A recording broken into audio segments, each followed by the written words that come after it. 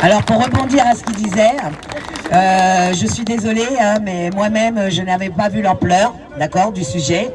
Je pense qu'il y a énormément de personnes, de parents qui ne voient pas justement l'ampleur, parce que les médias putes contrôlent tellement tout, d'accord. Donc là aujourd'hui c'est des journalistes indépendants, des youtubeurs qui vont nous donner, qui donnent la parole pour essayer de faire avancer cette ignominie. Donc d'un autre côté on peut pas non plus les juger et les condamner. Ces gens qui ne bougent pas, parce que moi-même, il y a encore 2 mois de ça, sur la pédocriminalité, oui, on savait ce qu'il en était, mais sur les placements de l'ASE, c'est inimaginable. Moi, je peux vous dire qu'autour de moi, j'essaye d'ouvrir les esprits. La première chose, il y en a 2 choses qu'on me dit tout le temps, ça revient tout le temps. La première, mais Nadia, c'est pas possible, on est dans un pays droit, on ne peut pas enlever les enfants à des parents. Ça, c'est la première chose qu'on me dit. Et la deuxième chose qu'on nous dira toujours, et qu'on vous dira toujours les parents, et ça vous allez savoir, vous allez comprendre quand je vais vous dire, mais Nadia, il n'y a pas de fumée sans feu. Si on les a placés, c'est bien qu'il y avait un problème, c'est bien que les parents étaient défaillants. Comment tu peux te battre pour ça? Parce que les enfants, ils sont en danger. Et donc, je le redis encore, les enfants en danger, oui, il y a besoin de protection. C'est malheureux à dire, mais une fois sur 2, ils font la une des journaux. D'accord? C'est eux qui auraient dû besoin d'avoir de la protection et on les a pas protégés. Et comme dit Mounia, il y a encore énormément de parents qui maltraitent leurs gamins, mais comme ce sont des violents, l'ASE veut pas avoir affaire à eux. Ah ben non, vous savez, c'est un peu comme la milice. On va taper le faible, mais on va pas taper le fort. Et bien l'ASE c'est ça, on va taper le faible, mais on va pas taper le fort. Hein? Les parents qui sont violents, on leur laisse leurs gosses.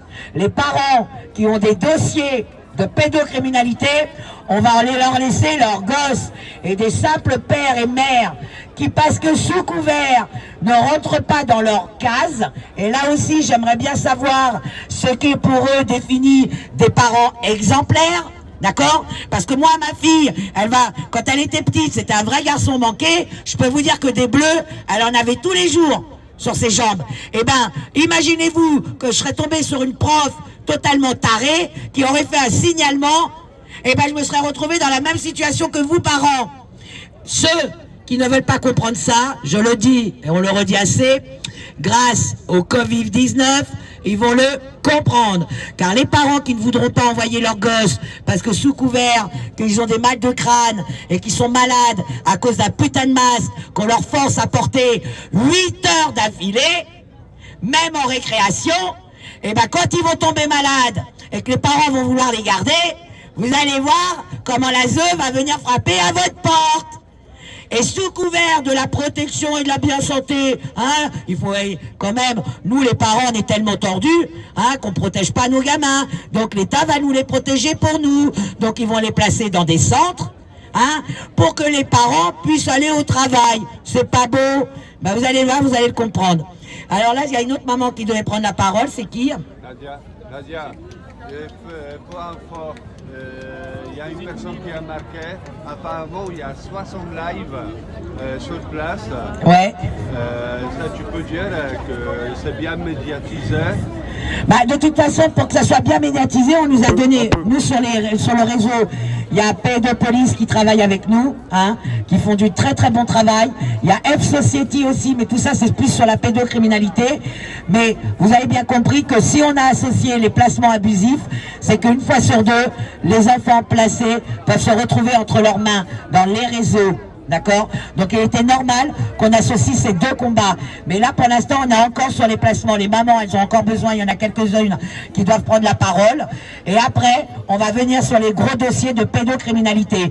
Parce que là aussi vous avez des mamans qui vont prendre la parole, qui elles vont parler du parcours du combattant, doublement parce que leurs enfants ont subi des viols et elles les ont dénoncés. Et aujourd'hui c'est encore plus compliqué pour eux de récupérer leurs gamins. Voilà.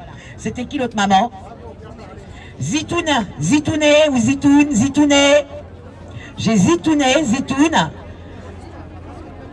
Alors, y a-t-il une Zitoune ou Zitouné? Non? Bon.